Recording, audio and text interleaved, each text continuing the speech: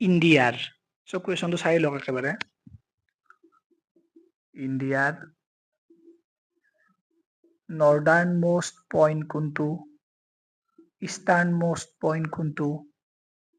সাউদাৰ্ণ most point কোনটো আৰু western most point কোনটো নামবিলাক লগতে কোনখন ষ্টেটত অৱস্থিত কমেন্ট কৰক এই চাৰিটা কুৱেশ্যন জিএছৰ বিভিন্ন এক্সামত উল্টা উল্টিকে বহুবাৰ হৈছে আপোনালোকে কমেন্ট কৰক আৰু বহিত লিখি থৈ দিব আহি থকা এডিআৰই বা এপিএছচিত এই কুৱেশ্যনটো সুধিব পাৰে কিহৰ কাৰণে সুধিব পাৰে